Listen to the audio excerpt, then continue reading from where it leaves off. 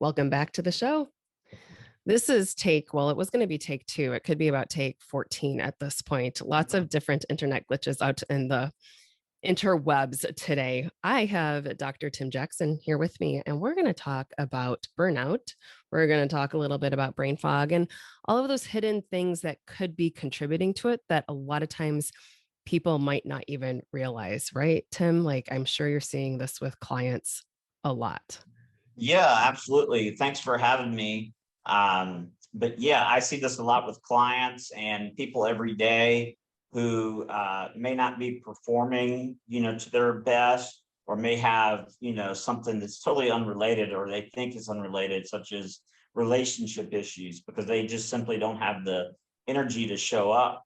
And so, burnout, there's multiple causes, and it's usually not just one thing. There's everything from mold to stealth pathogens to gut dysbiosis to hormonal imbalances that all contribute. And so, for one person, it may be mostly gut dysbiosis and stealth pathogens. For another person, it may be mostly mold.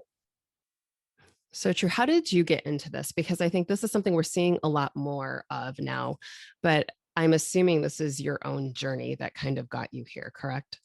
Yeah, a colleague handed me, an MD colleague of mine handed me the book Mold Warriors in 2009, and he wanted me to read it and let him know what I thought.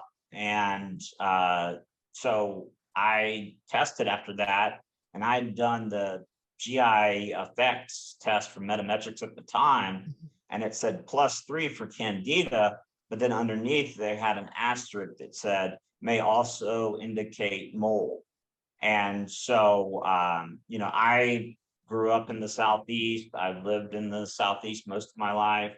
And so, there's no telling where I was exposed. I'm sure it was multiple places and not just one. But I got interested in it because I found the more I tested for it, the more I found it to be contributing. And if you're treating someone with chronic infections, or even cancer or any neuroimmune disorder, it'll be exponentially easier to achieve your therapeutic outcomes if you detoxify the mold first. Makes so much sense. And I think a lot of times it's one of those things that people don't even know to look for it. And they're going to be at a functional provider, somebody out a little outside of the mainstream that are looking at things differently. So you spoke about the test, and it might be, like myself, I've done the urine test, and that is how I kind of figured out my mold issues. But let's go through and deep dive into, once we get those test results, if we see that maybe mold is an issue, how do we start to figure out if it's past exposure, if it's current exposure, and the importance? Because you probably see it as well, where people, it's difficult for them to actually decide it, even though it seems like it shouldn't be, if they are currently being exposed. I mean, it's a Right. big thing to have to move or do whatever it is, but why it's so important to do that. So let's go through looking at the test results, figuring out how to figure out where it is. Yeah. So basically, when you receive your urine test results for urine mycotoxin test, you can't say, what percentage of those mycotoxins came from present exposure or current exposure, and how much came from previous exposures. So I recommend everyone get their home, and preferably their home and office if they work outside of the home, tested. And so you can start detoxifying the mold right away. But if you're still living in an environment where you're being exposed, you're basically just treading water. And so the best test for home, usually you want to look for a company that uses multiple testing methods. So you can use an infrared camera to look behind the walls for increased condensation, because most of the time, most species of mold, you won't be able to smell or see. Obviously, black mold, Stachybotrys, you can see that and smell that. But you want to look behind the walls for areas of increased condensation. A lot of people think, because their house is 3 years old or 4 years old, they can't possibly have mold. But that's just not true. If you look in most neighborhoods, they put up the framework for a house, and then the construction crew may not return for 2 or 3 weeks. And so during that time, it's being exposed to the elements, it's collecting moisture. I will say that, there are more and more companies coming out with materials that they create to be less conducive to mold growth. And so that's a positive note. But back to the testing of the home, you want to look behind the walls. You want to have them check your ductwork. You should have your ductwork cleaned, preferably twice a year anyways. But you want to test for any current mold in the ductwork. And then usually they'll do air sampling and or a vacuum sample. Right. And then how about the companies that are out there that kind of do the testing and then the remediation too? So that's some states, depending on where you are, that's illegal. It's not illegal in every state, but it can be a conflict of interest because, with the camera, you can tell exactly where the moisture is. But if you're doing the testing and the remediation, they may come in and say, let's tear down this whole room, and so it clouds their judgment, in my opinion. So I always recommend that people use a different company for testing and remediation. How about with the remediation, right? Because there are so many different ways to do remediation. And sometimes, we're just talking mold today, but there are so many different toxins that we are exposed to on a daily basis. And we want to make sure that we're doing and remediating it properly, right? Right. Yeah. So, a lot of times people ask me about ozone. Ozone definitely kills mold, but when you kill mold, it releases dead mycotoxins, Mm. and those are still immunogenic. So they're stimulating and stressing your immune system. Whereas my preferred method is biodegradable enzymes. They essentially are like little molecular Pac-Mans that eat the mold and mycotoxins. And, that's a safer way. You really don't have to be out of the house when they do that. I mean, you can be, but with ozone, it will get rid of the mold, but it's also, it can trigger an immune response as well. How about let's just go some of the basics. What are some of the symptoms people might be having if they're dealing with mold toxicity that they might not even realize? I think of it, I'm in Michigan, so people are like, well, we have the winters here, so things are freezing. But the fact of the matter is, we have very humid summers. We have no-till crops, and then also being in a home all winter long can create issues as well. Yeah, and with the snow that you guys receive, because there's usually not enough heat to cause evaporation, that water can seep into the foundation and get underneath the house. Mhm. So you can have a well-constructed home that's right on the beach that doesn't have mold. You can have a poorly constructed home that's not well maintained, that's in the desert that has mold. Mhm. And so some of the first symptoms you typically see: insomnia, like severe insomnia. That's one of the classic ones. Brain fog, fatigue, mental and physical fatigue. Even when you do sleep, you don't wake up feeling rested. You can have GI issues. You can have mitochondrial issues. So, all the systems that are mitochondrially dense, like the cardiovascular system, they can start to malfunction. And the mycotoxins block a pathway called NRF2, which, as you know, I'm sure you talk to your patients about, it's how our bodies produce antioxidants and detoxification molecules. Yes, so important. And so many of those symptoms people can chase with all sorts of other different meds, right? And if you never Right. get to that root source, I mean, I know for me it was a night and day difference. So when I saw it on the labs, I was like, all right, this is great. Let's just start clearing this and going and healing through that. So let's deep dive into that. What are the best ways for, if people do find out like, hey, this is something I'm experiencing, we're going to go through and do some remediation. And can we just say, like, if you've got water spots in your house, it's pretty Yeah. much 100% guarantee you got something going on there.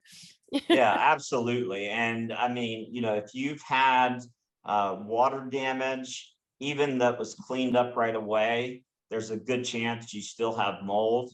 But I've worked with people who have, multi-million dollar homes, and they think that, having mold is an indicator of how clean your house is, but it really has nothing to do Mhm. with that. And so, it's not an insult if, you or I suggest to a patient, hey, you might have mold, we should look into this. So we have to take that seriously. And, it may be a situation where you do have other things like hypothyroidism or gut issues, but mold is the what's driving the bus, so to speak. Yeah, and it's one of those things that you can chase through, like or chase through the thyroid issues. You can chase through the adrenal for the fatigue. You can take, melatonin until the cows come home for insomnia. But the fact of the matter is like if we don't clear this gut issue, or not gut issue, this whole issue, and also address the gut too, right? Right. We're never going to see true healing. So you Right. saw definitely a correlation with gut dysbiosis and those other issues along with mold, correct? Well, so what I found, and this has been sort of a progression through the years, is that the gut dysbiosis, you can't change it or mitigate it until the mycotoxins are gone. And I wrote an article, I think back in 2012 or 2013, on how mold affects the gut. And one of the main mechanisms is it lowers a hormone called alpha melanocyte stimulating hormone, which is a neuroregulatory peptide that decreases inflammation and keeps peristalsis, the wave-like motions going through the gut.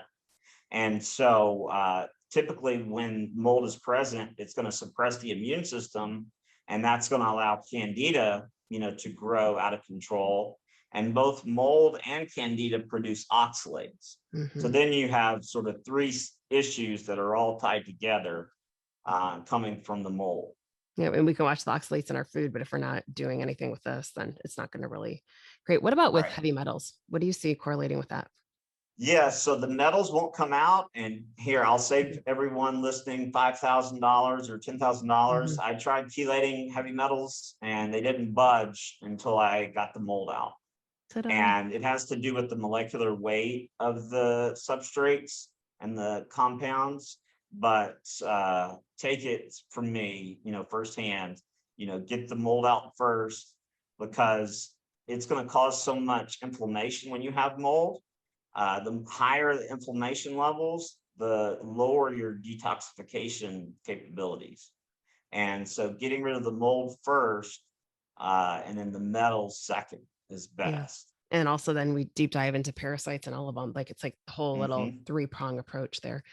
Um, so how do you do this all through stages? I'm assuming you probably use Cellcore as well, correct? I think we from our Yeah. last conversation, Yeah. like I love those products because that's really the first thing that I found. Same thing after tens of thousands of dollars of things trying to help heal a leaky gut. And those things were the ones that just finally within a very short time period, I saw the most results. I know a doctor who's, I think, the first shoemaker trained doctor in the United Mhm. States, and he doesn't use cholestyramine anymore. He uses Cellcore. That's pretty cool to hear. That's Yeah. really, and it's one of those things like I had met both Dr. Todd and Dr. J at a seminar one day.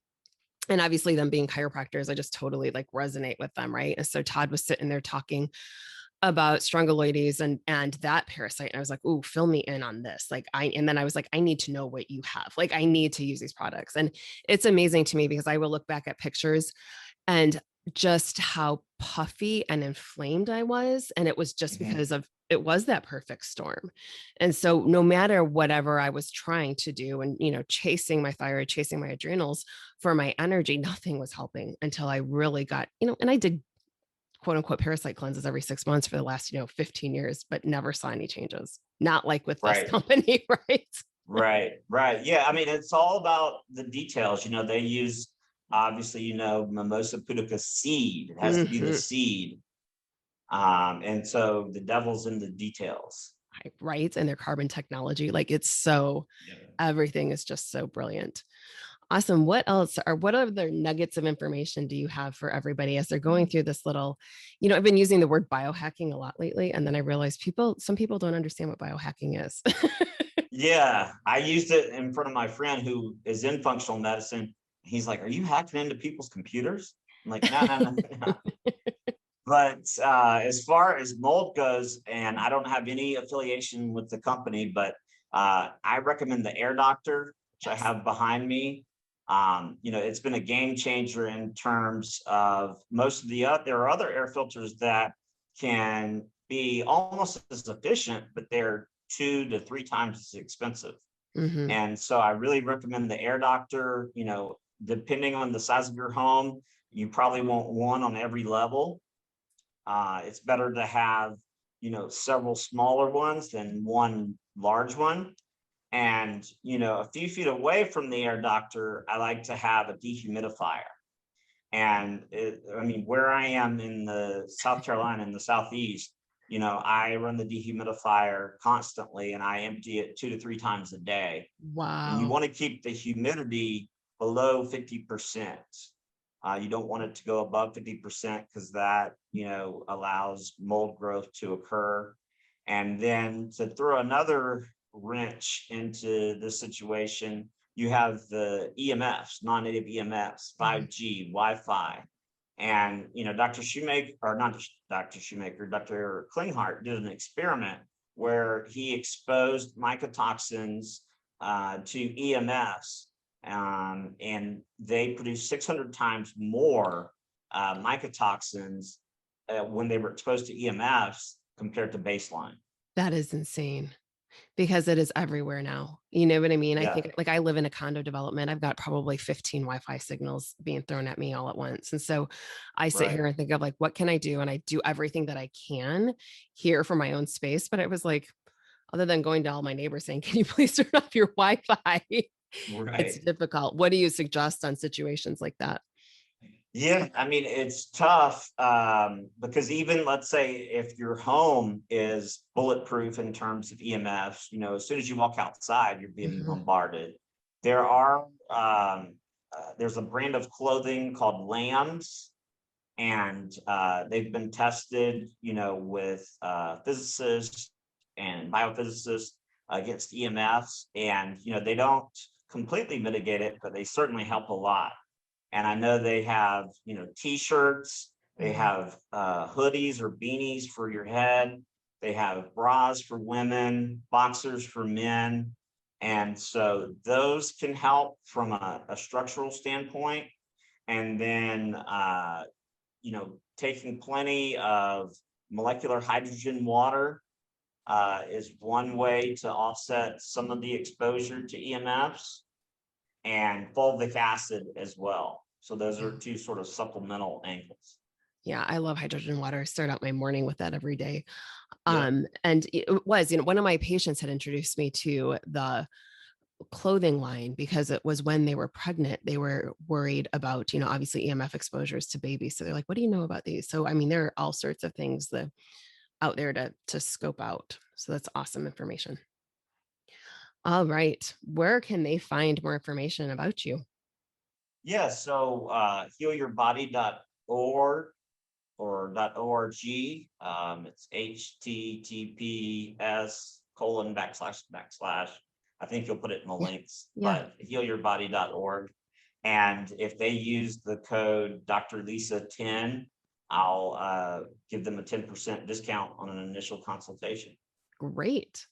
Well, thank you so much for your time today, Dr. Tim. Very informative. Thanks for having me, Dr. Lisa. It's a pleasure.